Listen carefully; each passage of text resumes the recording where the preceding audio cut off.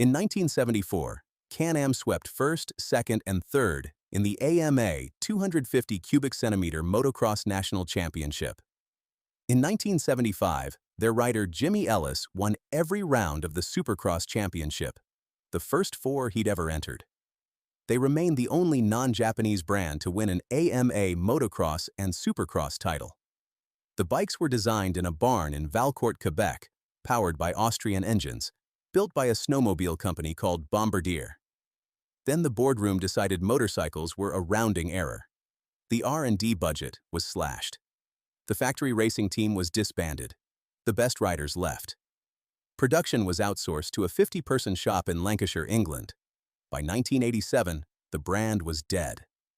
Bombardier spent the next 3 decades building an aerospace empire: Canadair, Learjet, de Havilland, then dismantled it.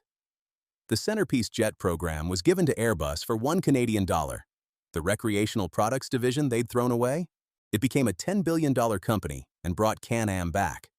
This is the story of a mechanic's grandson who conquered a continent from a barn, a son-in-law who traded motorcycles for airplanes, and the quiet, devastating arithmetic of a corporation that always knew the price of everything and discovered the cost too late. If this is your first time here, subscribe. We make documentaries about the factories, industries, and machines that built Canada and what happened when they disappeared. Now, let's go back to where it started. Chapter 1. The Boy and the Blizzard. The story begins in the eastern townships of Quebec, rolling farmland southeast of Montreal, where the snow arrives in November and doesn't leave until April. Valcourt was a village of French-Canadian families, maybe a few hundred souls, the kind of place where the church steeple was the tallest thing for miles, and everybody's grandfather had cleared the same fields their grandchildren still worked. It was 1907 when Joseph-Armand Bombardier was born there, the eldest of 8 children.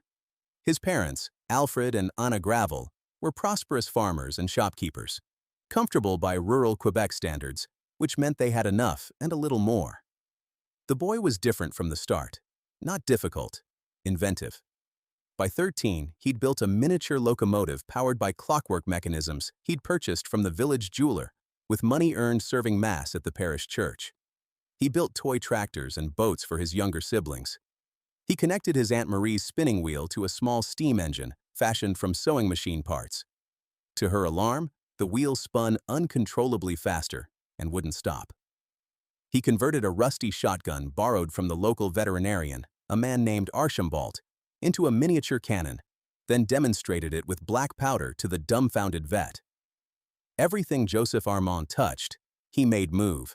His father Alfred did what any prosperous Francophone Catholic father would do with a brilliant eldest son: sent him to the Séminaire Saint-Charles-Borromée in Sherbrooke, hoping he'd become a priest.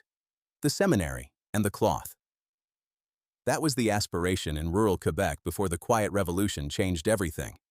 But the museum in Valcourt records his own conclusion simply.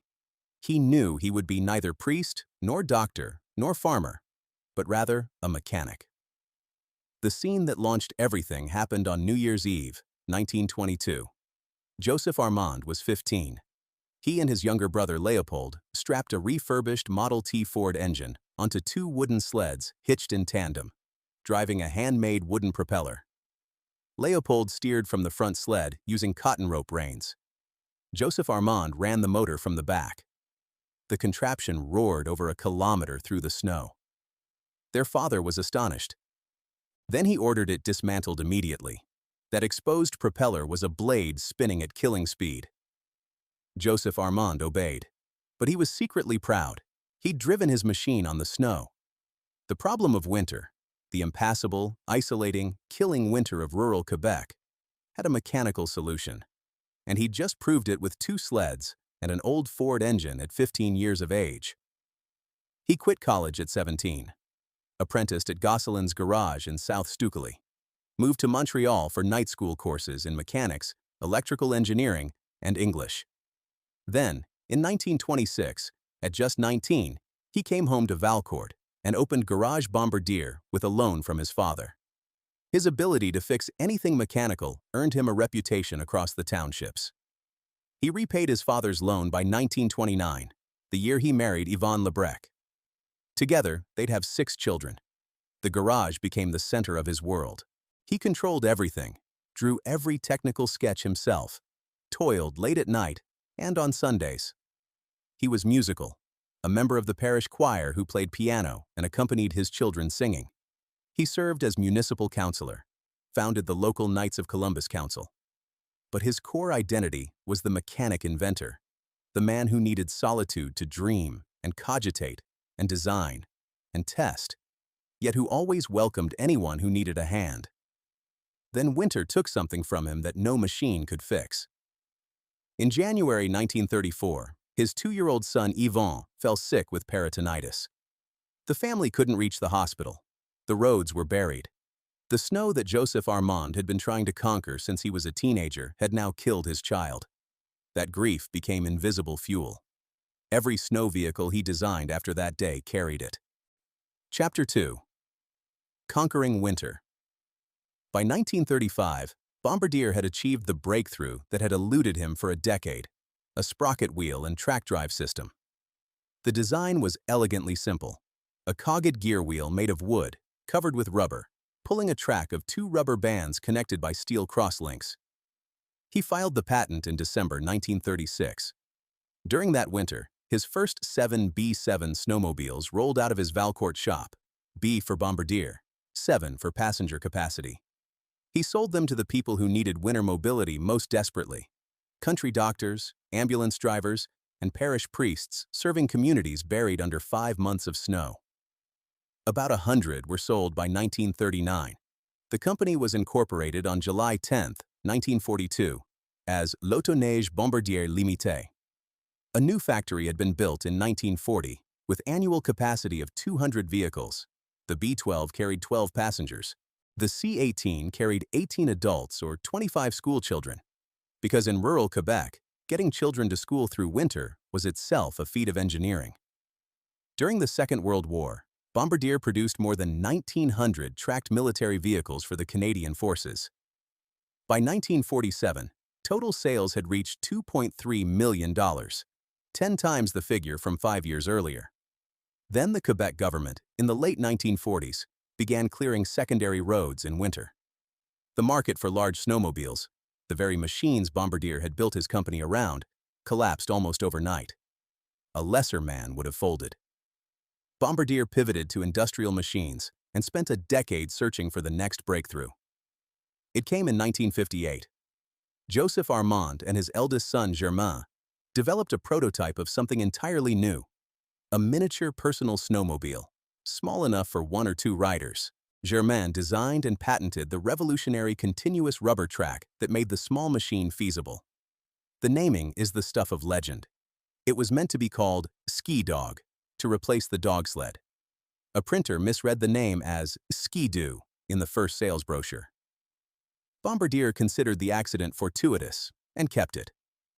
In April 1959, he took a prototype to visit his friend Father Maurice Ouimet, a missionary among the Ojibwa at Lansdowne House in northern Ontario. The local people tried it non-stop for 3 days. Bombardier donated the machine and went home to Valcourt to start mass production. The sales trajectory that followed was explosive. 225 units in the first season, then 250, then 1,200, then 2,500, then 8,352 by 1963. The Ski-Doo had cracked open something in the Canadian imagination, the idea that winter could be not just endured, but enjoyed, that the frozen landscape was a playground, not a prison. At $900, it was expensive but attainable. Dealers across Canada and the northern United States scrambled to carry it. Joseph-Armand Bombardier didn't live to see what his invention became. He died on February 18, 1964, of cancer at 56 in Valcourt. He left behind a moving letter to his children urging them to continue his work. He held 16 American patents and numerous Canadian and international ones. He'd built a dam on a nearby watercourse and installed a mini-turbine to power his own shop. He'd founded subsidiary companies for rubber parts and fiberglass. He'd built an orchestra in his village. And he'd conquered winter. The rest of the story, the empire, the motorcycles, the aerospace gamble, the collapse, would be written by other hands. Chapter 3. The Son-in-Law and the Summer Problem. Germain Bombardier, the eldest son who'd co-invented the Ski-Doo track, initially took over the company. But in 1966, after a disagreement with other family members, Germain quit and sold his shares. The man who stepped into the vacuum wasn't a Bombardier by blood. He was a Bombardier by marriage. Laurent Baudouin was born in 1938 in Laurier Station, Quebec. He'd studied accounting at the Université de Sherbrooke, where he met and married Claire Bombardier, Joseph-Armand's daughter, in 1959. He held a Master of Commerce, not an MBA, a distinction he maintained his entire career. He was a chartered accountant. His own father, a wholesale grocer, had actually purchased Bombardier snowmobiles for winter deliveries, so Baudouin knew the company before he ever met Claire. Joseph-Armand was initially skeptical of his son-in-law. Baudouin later recalled, "Like any father, Joseph was skeptical of me. But he gave me a chance, even hired me to help some of his partners and make the company more profitable. That's when his perception of me changed." He joined the company in 1963 as comptroller at 25. After Joseph-Armand's death and Germain's departure, Baudouin was named president in 1966 at 28 years old. He went from controller to having his hands in engineering, production, marketing, total immersion, as he described it, and he was brilliant at it. Baudouin took Bombardier public on January 23, 1969, listing on the Montreal and Toronto stock exchanges. By the turn of the decade, Bombardier was selling 250,000 snowmobiles a year. The company was renamed from L'Auto-Neige Bombardier Limité to Bombardier Limited, and eventually Bombardier Incorporated. The Rural Mechanics Garage had become a publicly traded corporation. The village of Valcourt was now headquarters to a genuine industrial power. But Baudouin had a problem, and it was seasonal. Bombardier had built a dealer network of over 4,000 across North America through Ski-Doo sales. In winter, those dealerships hummed. Come April, they went quiet. For 6 months of the year, 4,000 dealers had nothing to sell. They were bleeding money through the summer, and everyone that folded was a dealer Bombardier would have to replace before the next snow season.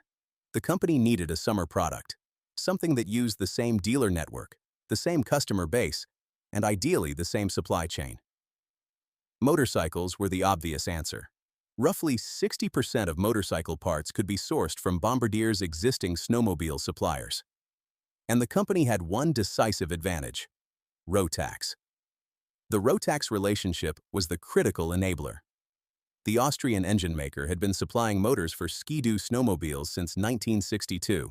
On December 1, 1970, Bombardier acquired Lohner Werke GmbH in Vienna and its subsidiary Rotax Werk AG in Gunskirchen, renaming the combined entity Bombardier Rotax GmbH. The deal brought 267,000 engines per year of production capacity and over 1,000 employees. It gave Bombardier access to advanced lightweight two-stroke engines in displacements from 125 cubic centimeters to 500 cubic centimeters, perfectly sized for off-road motorcycles. Baudouin made the strategic call. Bombardier couldn't compete against the Japanese in street motorcycles. Honda, Yamaha, Suzuki, Kawasaki. The Big Four had scale, dealer networks, and R&D budgets that dwarfed anything a snowmobile company from Quebec could muster on pavement. But off-road was different. In the early 1970s, the motocross and enduro world was still dominated by smaller European firms. Husqvarna from Sweden, Meiko and KTM from the German-speaking world, Bultaco and Montesa from Spain, CZ from Czechoslovakia. A company with good engines and ambition could carve space in that market. The decision was made around 1971. Development commenced with, as one insider recalled, a blank sheet of paper and no team. They named the brand through an internal employee competition. Can-Am, combining Canadian and American to reflect the anticipated market. Because the Can-Am auto racing series already existed, Bombardier had to purchase a license for the name. The original Can-Am headquarters was housed in a barn, an actual barn, at the Bombardier test facility within the circuit Yvon Duhamel a few miles south of Valcourt. Offices for design and engineering on one side, fabrication on the other. That barn still stands today. Chapter 4. The Barn and the Dream Team. The first hire was Gary Robeson, an American engineer described as one of the leading motorcycle engineers of his era. A production and racing expert who became vice president and director of motorcycle research and development, Robeson was the primary designer of the first-generation Can-Am motorcycles. His son Lee won the first-ever championship on a prototype Can-Am, the 1972 Canadian 125 novice title, which tells you something about how small and familial the operation was at the start. The second hire was Bob Fisher, who started as project engineer and became engineering director. Fisher was an experienced racer himself, and he and a motorcycle mechanic named Dave McLean, one of the very first people through the barn door, conducted the initial market research in 1971. Their method was beautifully direct. They purchased every available model of 125 cubic centimeter motorcycle on the market and ran extensive comparison tests. No focus groups, no consultants. Buy them, ride them, tear them apart, see what works. Then came the man who gave Can-Am its soul. Jeff Smith was English, born January 1, 1934, in Colne, Lancashire.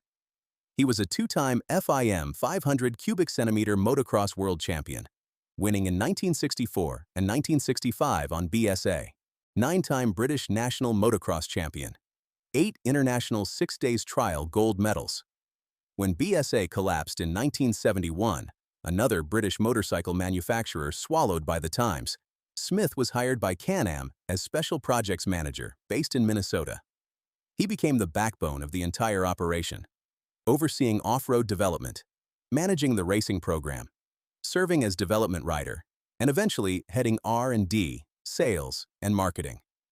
He'd hold various executive positions at the motorcycle division from 1973 until the very end in 1987. Jeff Smith was Can-Am's conscience, its ambassador, and ultimately, the man who fought hardest to save it. A young industrial designer named Ron Ponech created everything the eye could see. Fresh out of Art Center College in Pasadena, California, Ponech worked under Sam LaPointe, Bombardier's head of design for over 30 years. Ponech designed the gas tank, the fenders, the side panels, the seat profile, the iconic off-white color with yellow and red accents, and the bold Can-Am font. Every Can-Am motorcycle that rolled out of Valcourt carried Ponech's visual identity. He'd later become an emeritus professor at Alberta University of the Arts. But in 1972, he was a young graduate in a Quebec barn, drawing the future of Canadian motocross. Camille Picard, a Bombardier draftsman, transferred to the motorcycle project in 1971 and stayed until 1983. His drafting work appeared in every Can-Am technical manual produced. These were the people, Robeson, Fisher, McLean, Smith, Ponech, Picard, who built something from nothing in a barn on a farm in a village of 2,000 people. The motorcycles they designed reflected both brilliance and compromise. The technical philosophy was borrowed from Bulletproof, a standard-size frame that could accommodate different engine sizes. The AJS Stormer inspired the stiff backbone frame concept. The Rotax two-stroke engines used rotary valve induction, unusual for the era, which kept the motor narrow, a genuine advantage in tight off-road terrain. Can-Am pioneered polyethylene plastic gas tanks, reportedly the first manufacturer to use them, produced by Bombardier subsidiary Roski through rotational molding. The frames were chrome moly steel, MIG-welded, thin-walled, but strong. An adjustable steering head allowed angle changes, an innovation driven partly by the practical need to simplify assembly line production. But there was a paradox at the heart of every Can-Am motorcycle, and it would define the brand's entire existence. Popular Cycling magazine scored the MX2, and the numbers tell the story. 10 out of 10 for power, power band, and acceleration. 10 out of 10 for general handling. 4 out of 10 for suspension, braking, and rider comfort. These were bikes with enormous engines bolted into chassis that couldn't quite contain them. Fast, powerful, thrilling, and rough as gravel. The Rotax motors were the best part. Everything else was trying to keep up.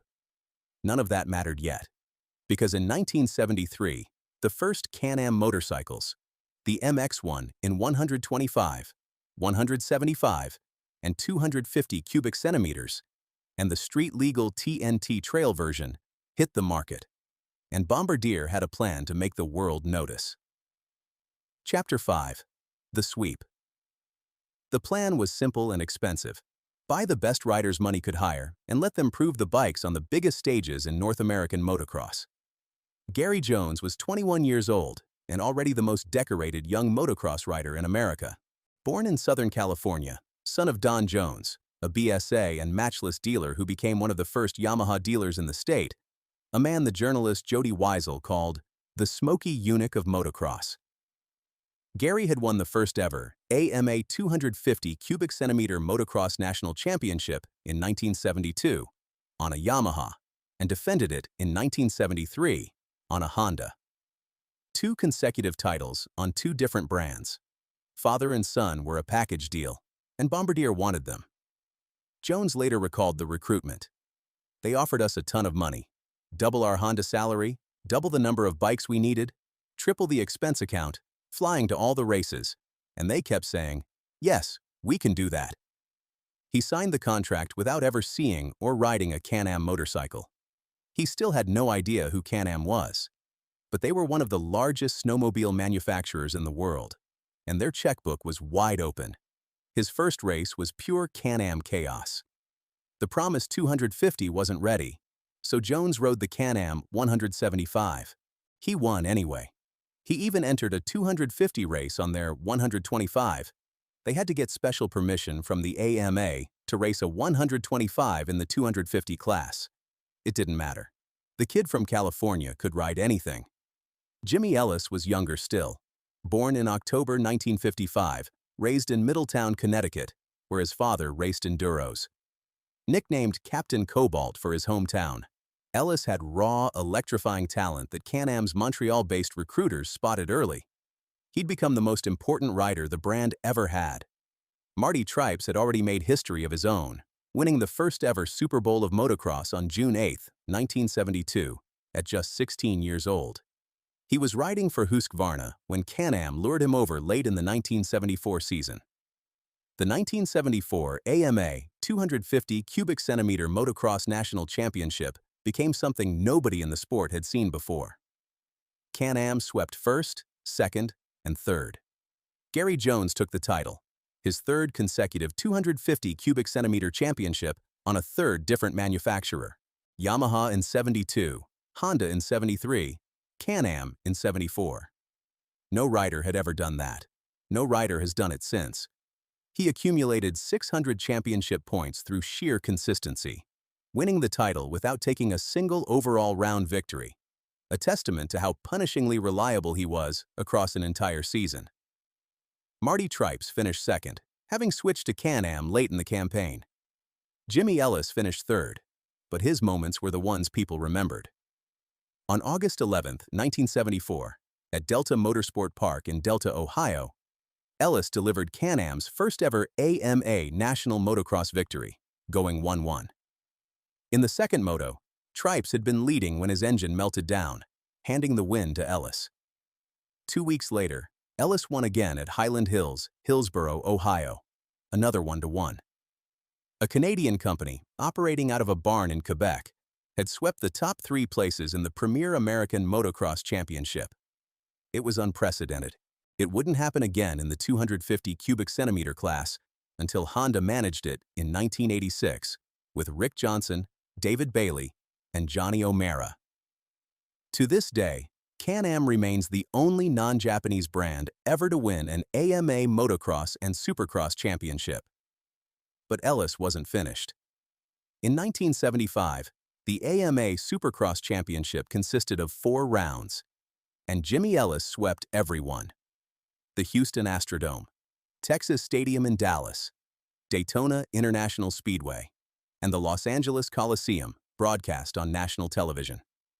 Ellis was undefeated. These were the first 4 Supercross races he'd ever entered in his life. He recalled the LA finale years later. "It didn't matter who I was riding against. I knew I could win and was quite confident, and my bike was very quick. The nationally televised Coliseum race helped ignite mainstream American passion for supercross as a spectator sport. And there, at the center of the explosion, was a rider on a machine designed in a barn in Valcourt, Quebec, powered by an engine built in Gunskirchen, Austria, carrying a name that meant Canadian-American. That same era brought other victories. In 1973, Jeff Smith and Bob Fisher, the engineer racers who'd built the bikes, competed at the International 6 Days Trial and brought home gold, silver, and bronze medals. Bob Barker set a world land speed record at the Bonneville Salt Flats, 222.1 kilometers per hour, for single-cylinder, 125 cubic centimeter motorcycles, using a Rotax engine in a Can-Am chassis. That 125 cubic centimeter record reportedly still stands. The Can-Am model lineup expanded. The MX-1 gave way to the MX-2, including the legendary 250 GP factory race replica, only about 250 produced. The TNT Trail Series shared the same chassis and engines. A purpose-designed enduro model called the Qualifier followed in 175, 250, 370, and 400 cubic centimeters. Individual models were produced in runs of 250 to 2,500 units per variation per year. It wasn't Japanese volume, not remotely, but it was enough to keep those summer dealers busy and put Can-Am on every motocross track in North America. Gary Jones told interviewers that Bombardier considered motocross racing costs chintzy compared to the kind of money the parent company spent on other things. Snowmobiles alone were 250,000 units a year. The motorcycle program, even at its peak, was a rounding error on the corporate ledger. But for a brief, brilliant window, it was the most exciting rounding error in motorsport. Chapter 6. The Summit Before the Fall. By 1975, Can-Am stood at its apex. The 1974 championship sweep had given the brand credibility in every dealership and on every starting gate in North America. The 1975 Supercross sweep had put Jimmy Ellis on national television. The bikes were known, fast, powerful, distinctively styled in Ron Ponick's off-white and yellow. Every rural Canadian kid who watched motocross wanted one. The barn in Valcourt had produced something that punched absurdly above its weight. Cycle World would later write of the MX-6. With the 250 MX-6, Can-Am has done more than hold their own against the market leaders. Yellow, red, and green machines may dominate motocross start lines across the country, and maybe even finish lines, but not because they hold a performance advantage on the Can-Am. Even the motorcycle press, which had every reason to favor the Japanese manufacturers who bought the most advertising, acknowledged what the little Quebec operation had accomplished. But stand at the summit long enough, and you start to see what's gathering on the horizon. Jeff Smith, the two-time world champion who'd given Can-Am its technical direction since 1973, told historian Michael Reidman something that cuts through every nostalgic memory of the golden era. Can-Am, Smith said, was usually 12 months behind in technology. Reidman, who'd been a Can-Am dealer himself and knew Smith personally, commented that he would call that remark optimistic. 12 months behind. In a sport where the Japanese were updating their machines annually, sometimes mid-season, 12 months was the difference between a championship contender and an also-ran. And the gap was widening, not closing, because the investment required to close, it wasn't coming. The 1973 oil crisis had nearly killed Bombardier. Of roughly 100 North American snowmobile manufacturers operating in the early 1970s, only 6 survived the shakeout. 70 went bankrupt. Ski-Doo sales collapsed from 250,000 units to a fraction of that. Bombardier came, in the words of one corporate history, close to ruin. Laurent Baudouin drew a permanent lesson from that brush with death. Never again depend so heavily on recreational products. The company would diversify. It would build things that governments and transit authorities ordered in bulk: subway cars, locomotives, things immune to the whims of consumer spending and oil prices.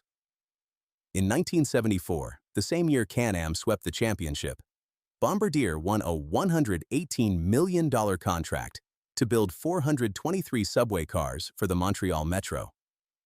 In 1975, the year Ellis swept Supercross, Bombardier acquired a majority stake in Montreal Locomotive Works, Canada's last independent locomotive builder. The corporate center of gravity was already shifting.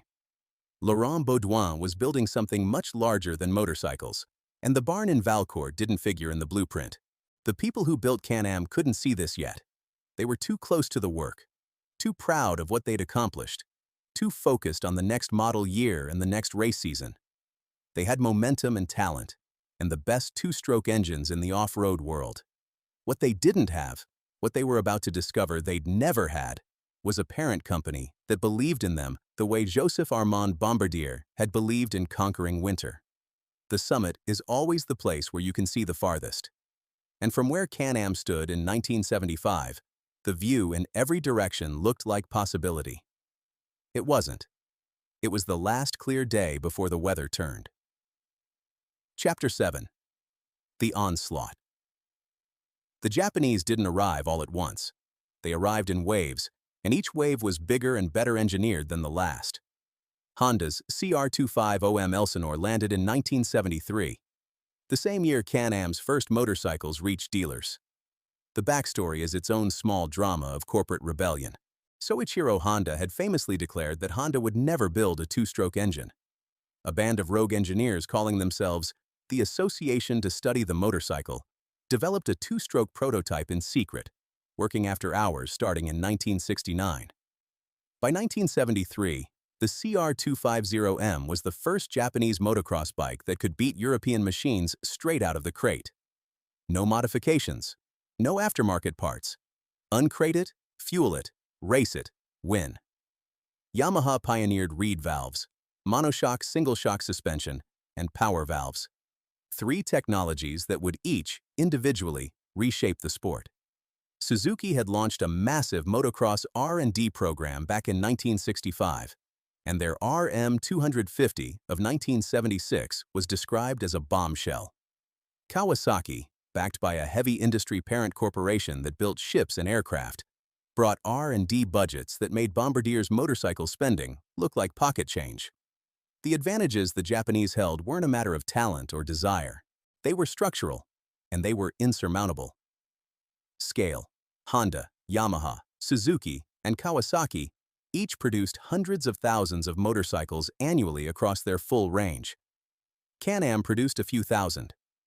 That volume difference translated directly into lower per-unit costs. More money for tooling, more money for testing, more money for everything. Innovation cycles.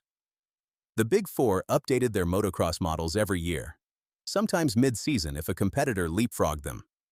They maintained dedicated off-road R&D departments staffed by dozens of engineers, whose sole job was to make next year's bike faster, lighter, and more rideable than this year's. Can-Am had a team of engineers in a barn who also handled production, testing, and customer support. Racing budgets. The Japanese factory teams spent lavishly, flying riders to every round, providing fleets of spare machines, employing dedicated mechanics and technicians at each event. Can-Am's racing program, however impressive its results, operated on a fraction of those resources. And then there was the technology gap, which opened like a crack in a dam and widened every single year. Suspension told the story most clearly. Through the mid-1970s, virtually every motocross bike ran conventional twin-shock rear suspension, 2 spring and damper units on either side of the rear wheel. Yamaha's monoshock system changed that. A single, centrally mounted rear shock absorber offered better wheel control, more consistent damping, and lower weight. By the late 1970s, every Japanese manufacturer had moved to single shock systems, then to progressively more sophisticated linkage designs that transformed how motocross bikes handled rough terrain. Can-Am persisted with twin shocks. The MX-6's 38mm Marzocchi magnesium forks were described by one period assessment as flexy, badly overdamped, and pretty much terrible at handling track obstacles. While the Japanese were engineering suspension systems that let riders float over whoops and ruts, Can-Am riders were muscling through them. Engines told a similar story. Can-Am's Rotax rotary valve motors had been a genuine advantage in 1973. The disc valve kept the engine narrow, ideal for threading between trees in enduro or holding a tight line in motocross. But reed valve technology, pioneered by Yamaha and adopted across the Japanese industry, offered better throttle response and easier tuning. The Japanese moved to liquid cooling in the early 1980s for more consistent power output. Can-Am's air-cooled Rotax engines persisted through the entire MX series. Every model, every year, air-cooled. Brakes. Can-Am stuck with drum brakes when the competition had shifted to discs. Tony DiStefano, a three-time AMA National Champion who rode for Can-Am's factory team, noted that even on his works bike, the brakes would heat up and go away completely after 15 minutes of hard use. 15 minutes. A motocross moto lasted 30. Ground clearance became a running joke. Jim Holley, who would go on to win the 1985 World Supercross Championship, rode Can-Ams early in his career and recalled that other riders would ask him to go out first in practice and knock down the whoops. The bike sat so low that Holley was essentially doing trail maintenance for the competition. Jeff Smith knew all of this. He'd been a world champion. He understood precisely what was required to stay competitive. Annual engine updates, new suspension technology, lighter frames, disc brakes. He protested repeatedly to Bombardier management. He laid out the investment needed. He showed them what the Japanese were doing and what Can-Am needed to do to keep pace. Bombardier refused. The fundamental problem wasn't that Bombardier lacked the money. The company had the manufacturing capacity to mass-produce motorcycles. It had Rotax, one of the finest small-engine operations in the world. It had engineering talent. What it lacked was motivation. The motorcycle division was, in the words of company insiders, simply a drop in the bucket. A few hundred bikes a year against over 200,000 snowmobiles. The cost of annual redesigning and retooling for a product that barely registered on the corporate balance sheet couldn't be justified when that same money could fund a subway car contract or a locomotive deal. As dealer and historian Michael Reidman documented, after speaking directly with Smith, despite Smith's protests, Bombardier refused to follow suit with the competition. The sentence is quiet. What it describes is a death sentence delivered in installments. Chapter 8. 5 Decisions. The killing of Can-Am wasn't a single act. It was a sequence of choices, each one reasonable on its own terms, each one cutting another artery. The first decision was starving R&D, and it began as early as 1976, just 3 years after Can-Am's launch, barely a year after the Supercross sweep that had put the brand on national television. Multiple sources confirm that by 1976, motorcycle investment had been reduced substantially. Laurent Baudouin, who became chairman and CEO of Bombardier Inc. in 1979, was the architect of the company's aggressive pivot away from recreational products. The oil crisis had taught him that consumer products were fickle. Transit contracts and aerospace deals were not. Under his leadership, every discretionary dollar flowed toward the company's new ambitions, and the motorcycle division's budget shrank year after year. The bikes reflected it. The MX-3, released in 1977, earned the most notorious nickname in Can-Am history. Jeff Smith reportedly looped the bike during testing and refused to ride it again. Jimmy Ellis tried it, and after a hair-raising practice session, during which a spectator was seriously injured, declared the bike a Black Widow, meaning lethal. The French-Canadian staff at the factory, unfamiliar with the English idiom, interpreted the nickname as praise and commissioned special Black Widow decals. American dealers stripped the decals off the machines before putting them on showroom floors. Bombardier eventually issued a recall notice. The name stuck anyway. Today, the MX-3 Black Widow is the most sought-after Can-Am collector model, prized precisely because so few survived and because the story behind the name is unforgettable. The second decision was abandoning factory racing. Racing had built everything Can-Am had. Every championship, every magazine cover, every kid's poster on a bedroom wall. In 1979, Can-Am fielded its last impressive factory motocross team, featuring Tony DiStefano, the 3-time champion, and Donnie Hansen, who'd go on to win 2 titles himself, on other brands. But the bikes were too far behind. No amount of rider talent could overcome machinery that was a generation behind the competition in suspension, brakes, and engine technology. Can-Am folded its factory motocross effort at the end of the 1979 season. In 1980, a dealer-supported team under the Colby banner tried to keep the flame alive with Jim Wienert, Donnie Hansen, Jim Holley, Jim O'Neill, Eddie Cole, and Tom Webb. But without meaningful factory backing, the results were thin. In 1981, a Mexican rider named Juan Benavidez became Can-Am's last factory-sponsored motocrosser, before the company suspended motocross racing entirely, shifting what little racing budget remained to lower-cost off-road and enduro events. The star had already left. Honda recruited Jimmy Ellis, Can-Am's crown jewel, the man who'd swept the 1975 Supercross Championship, the rider whose face had been broadcast into American living rooms from the LA Coliseum for the 1978 season. Can-Am never replaced him. They couldn't. By 1978, no top-tier rider would gamble a career on machinery that was falling further behind every season. April 17, 1977, was the date of Can-Am's last AMA national win. Jimmy Ellis, one final time. The MX-6, released in 1980, captured the paradox of Can-Am's final years in a single machine. Cycle World named it 250 Bike of the Year. The Rotax engine was still magnificent, powerful, responsive, competitive with anything on the market. But the chassis around it hadn't evolved. The suspension was outdated. The brakes were inadequate.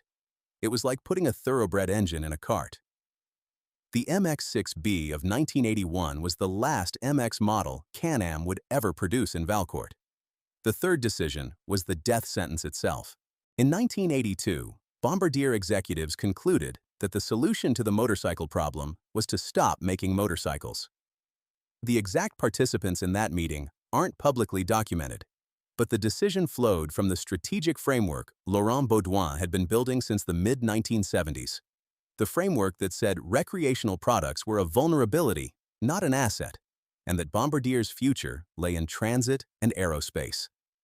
The same year, Bombardier won the contract of the century, 825 R62A, subway cars for the New York City MTA, worth $663 million. A single order, $663 million. The entire lifetime revenue of the Can-Am motorcycle division wouldn't have covered a fraction of it. Jeff Smith, the man who'd been fighting for Can-Am since 1973, the world champion who'd given the brand its technical credibility and its racing program and its connection to the global motocross community, argued passionately against the decision. He proposed farming out production to another manufacturer. The executives were hesitant, but they had a practical concern. Suddenly pulling the plug might invite lawsuits from the dealer network that had been promised ongoing product. So they authorized Smith to explore his outsourcing idea. Can-Am insider Jeff Burgess recalled the moment. For its death in 1982, Smitty held a Can-Am wake at Duluth, Minnesota, the Bombardier headquarters. About 10 or 12 of us attended. Lo and behold, it rose out of the ashes again. Can't keep a good bike down, I suppose. The fourth decision was the Armstrong Gambit, a desperate, ingenious, ultimately doomed attempt to keep Can-Am alive by building the bikes in England. Smith approached multiple manufacturers. He tried Husqvarna. They said no. The industry was in turmoil. Too many brands had died in the 1970s, and nobody wanted to take on someone else's orphan. But Smith's previous BSA connection to Alan Clues opened a final door. Clues had founded CCM, Clues Competition Motorcycles, in 1971, literally from the remnants of BSA's competition department. Armstrong Engineering, originally an automotive component supplier to Ford and British Leyland, had bought a majority share of CCM in 1981, seeking entry into the motorcycle market. Carl Poetzbelger, managing director of Armstrong, reached out to Jeff Smith. The agreement came together quickly.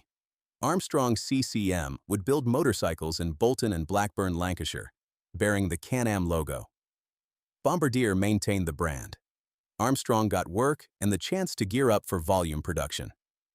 The first batch, 145 bikes, rolled out in October 1982. By August 1983, an order for 1,075 machines had been placed, split evenly between motocross and enduro models. Over the next 4 years, approximately 4,000 bikes were built by a workforce of roughly 50 people. In 1984, a completely redesigned ASE series arrived with liquid-cooled Rotax engines. The technological leap Can-Am should have made years earlier, now coming too late, in too small numbers, from a factory in Lancashire instead of Quebec. Rideman, who spoke directly with Jeff Smith, recorded the essential verdict. Armstrong kept up their end of the bargain and built high-quality motorcycles for Bombardier. The bikes were good. The problem was arithmetic. Armstrong had the capacity to devote the necessary attention to design and quality, but only in numbers too small to be competitive with the Japanese. 4,000 bikes over 4 years. The Big Four were each producing that many in a week. The fifth and final decision came from 2 simultaneous collapses. Armstrong Corporation fell on financial difficulties. The relationship between Armstrong and CCM broke down. Alan Clues retook ownership of CCM. Armstrong sold its military motorcycle business, the MT-500, which had served in the Falklands War, to Harley-Davidson. Simultaneously, Bombardier made the quiet, final decision to exit the motorcycle market entirely. There was no press conference, no grand announcement. The brand simply ceased to exist after the 1987 model year. The last Can-Am motorcycles were the ASE Enduro series, 200 cubic centimeters, 250 cubic centimeters, and 500 cubic centimeters variants. White machines with liquid-cooled Rotax engines. Competent, modern, anonymous. A far cry from the orange and yellow warriors that had swept the AMA Championship 13 years earlier. Dirt Bike magazine reviewed the final ASE 250 in 1987. Their verdict was devastating. The bike handled, they wrote, like a Kenmore fridge loaded with bowling balls. It vibrated like a blender. The front brake was weaker than an 88-year-old nun. It was over. Scott Rousseau of Cycle News wrote the epitaph. Much like Indian decades before it, Can-Am was too slow in changing to really keep pace with the competition. The Japanese were relentless in their pursuit of both technology and victory, and Can-Am simply couldn't or wouldn't keep up. Couldn't or wouldn't. That conjunction holds the entire tragedy. The answer, depending on where you stood, in the barn or in the boardroom, was different. Chapter 9. The Empire that Ate Its Children. While Can-Am was being starved, outsourced, and abandoned, Bombardier Inc. was spending billions. The timeline is brutal when you lay the 2 stories side by side. In 1982, Can-Am received its death sentence. Bombardier won the $663 million New York subway contract. In 1983, Can-Am production was outsourced to a 50-person shop in Lancashire. Bombardier's rail division was expanding across 3 continents. In 1986, while Armstrong struggled to keep Can-Am alive, Bombardier acquired Canadair, Canada's most important aerospace company, for 120 million Canadian dollars. The federal government had already written off over $2 billion in development costs for the Challenger 600 business jet. Bombardier got assets that taxpayers had spent billions building for the price of a rounding error on a federal budget. In 1987, the last year a Can-Am motorcycle was produced anywhere on Earth, Bombardier acquired the rail assets of Budd and Pullman. In 1989, Short Brothers in Belfast. The British government didn't just sell the near-bankrupt aircraft manufacturer for a nominal £30 million. It wrote off a £390 million loan, advanced £275 million for recapitalization, provided £79 million in capital investment grants, and £18 million for training. Total UK government subsidy exceeding £760 million to facilitate a sale price of £30 million. In 1990, Learjet for $75 million American dollars. In 1992, de Havilland Canada for $260 million American dollars. Combined, Canadair, Learjet, and Short Brothers cost Bombardier approximately $215 million to acquire. They produced revenues of $1.3 billion in 1990 alone. Laurent Baudouin told shareholders the diversification was now complete. He'd doubled the company's sales every 5 years, reaching $11.5 billion by 1998. Aerospace revenues of $4 billion constituted half the total. Bombardier employed over 70,000 workers across 27 countries. The Village Mechanics Garage in Valcourt had produced a global colossus. The motorcycle division, the barn, the races, the sweep, the Supercross Championship, Jeff Smith's protests, Gary Jones's 3 titles, Jimmy Ellis on national television, had been a footnote, a summer product for winter dealers, a drop in the bucket, discarded so that Baudouin could buy airplane companies with government money and build subway cars for New York. It was, by any corporate measure, the correct decision. The numbers were unanswerable. A single subway contract generated more revenue than Can-Am had produced in its entire existence. Canadair alone was worth more than every motorcycle Bombardier had ever built, combined. Laurent Baudouin wasn't a villain. He was an accountant who'd married into a snowmobile family and turned it into an aerospace empire. The arithmetic was always on his side. Right up until it wasn't. Chapter 10. $1 Canadian. The Canadair regional jet was, by any honest assessment, a triumph. Launched in 1989 as a 50-seat derivative of the Challenger business jet, the CRJ became the world's most successful regional aircraft. Industry skeptics had predicted failure. They were wrong. Bombardier eventually delivered 1,909 CRJ aircraft across all variants. The Global Express ultra-long-range business jet followed. Baudouin's bet on aerospace had paid off spectacularly. Then came the C Series. Bombardier's bid to compete directly with Boeing and Airbus in the 100 to 150-seat commercial jet market was announced in 2004 and formally launched at the Farnborough Air Show in July 2008. Initial development costs were estimated at $2.1 billion. They ballooned to $3.5 billion by 2009. The first CS-100 flew on September 16, 2013, more than 2 years behind schedule. By 2015, development costs had exceeded $5.4 billion, including a $3.2 billion write-down. On October 29, 2015, Bombardier announced a third-quarter loss of $4.9 billion US. The C-Series write-down combined with $1.2 billion written off from the canceled Learjet 85 program. Shares fell 17% in a single day.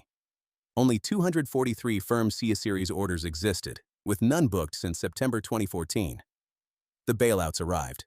The Quebec government invested $1 billion for a 49.5% stake in the C-Series limited partnership. The Caisse de dépôt provided another $1.5 billion. The federal government contributed $372.5 million in interest-free loans. Access to information requests revealed Bombardier had received over $1.1 billion from Industry Canada since 1966. With the new emergency funding, total government support pushed toward $5 billion. $5 billion. For an airplane that still couldn't find enough buyers. Then the empire Laurent Baudouin had spent 30 years building was dismantled piece by piece. October 2017. Bombardier gave Airbus a controlling 50.01% stake in the C-Series program for $1 Canadian. Airbus paid nothing, assumed no debt.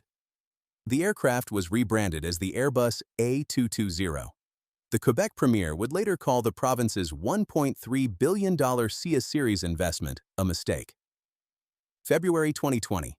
Bombardier sold its remaining A220 stake to Airbus for $591 million. It was out of commercial aviation entirely. The CRJ program, Bombardier's greatest aerospace achievement, the plane that had proved every skeptic wrong, was sold to Mitsubishi Heavy Industries. The Q400 turboprop business went to Longview Aviation for $300 million. The Belfast and Morocco aerostructures operations were sold to Spirit Aerosystems. In January 2021, the entire rail division, the transit business that had been Bombardier's first diversification, the foundation on which Baudouin had built everything, was sold to the French company Alstom for roughly $8.4 billion. In February 2021, Bombardier announced the end of Learjet production after 60 years and more than 3,000 aircraft. The company that once employed over 70,000 workers across 27 countries was reduced to a business jet manufacturer with approximately 18,000 employees, building Challenger and Global Series aircraft. Pierre Baudouin, Laurent's son, serves as chairman of the board. The recreational products division, the one Bombardier had shed in December 2003, selling it off for 875 million Canadian dollars to a consortium of Bain Capital, the Bombardier Baudouin family, and the Caisse de dépôt. That cast-off became BRP, Bombardier Recreational Products. Under CEO José Boisjoli, who ran the company from its independence until his retirement announcement in 2025, BRP went public on the Toronto Stock Exchange in 2013 under the ticker symbol DOO. Peak annual revenue reached 10.4 billion Canadian dollars. 20,000 employees. Products sold in over 130 countries.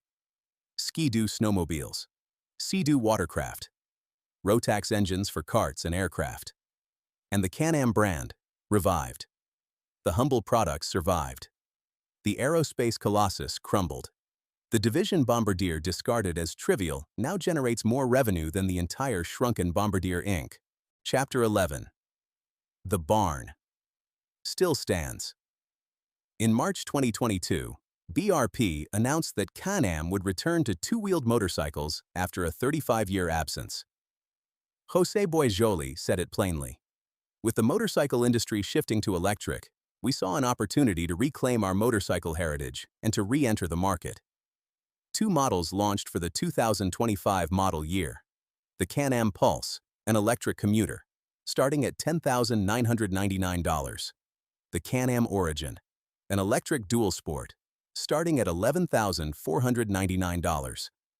Both use a Rotax-built liquid-cooled electric motor, producing 47 horsepower and 53 pound-feet of torque. The architecture was developed with expertise from Ski-Doo electric snowmobile development, the same Rotax Bombardier snowmobile DNA that had birthed the original Can-Am 50 years earlier, now expressed in electrons rather than exhaust. The bikes are designed at the Laurent Baudouin Design and Innovation Center in Valcourt, one of Canada's largest design studios, named for the man who chose planes over motorcycles. They're tested at the Circuit Yvon Duhamel, on land that was once Joseph-Armand Bombardier's farm, named for the Quebec racing legend who was Ski-Doo's first factory rider and who won the Snowmobile World Championship in 1970 before dying in 2021 at 81.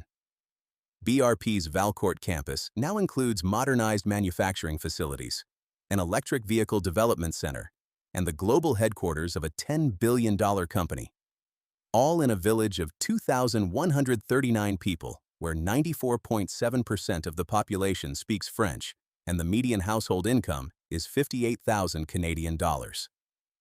Vintage Can-Am motorcycles are collector pieces now.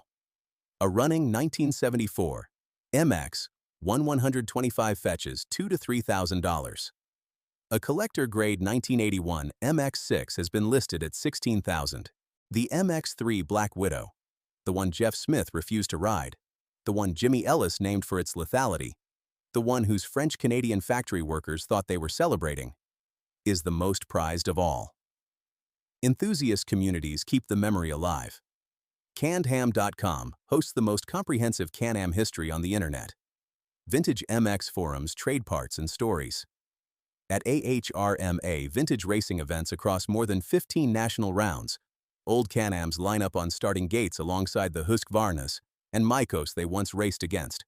Machines from an era when motocross was still a contest between nations and philosophies, not just corporate budgets. The Musée de l'Ingéniosité Joseph-Armand Bombardier sits at 1001 Avenue J. A. Bombardier in Valcourt.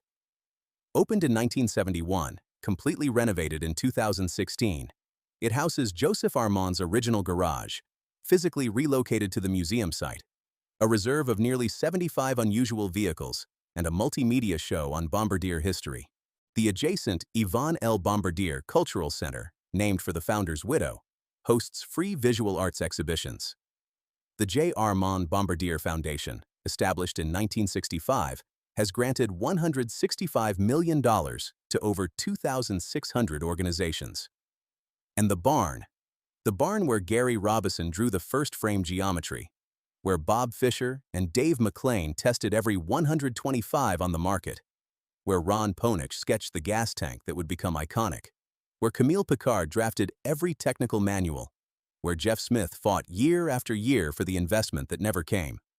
The barn still stands at the circuit Yvon Duhamel, a few miles south of Valcourt, on the farm that belonged to the mechanic who conquered winter, and whose son-in-law conquered the sky, and whose sky fell in, and whose motorcycles came back as something quieter, something electric, something that hums instead of screams.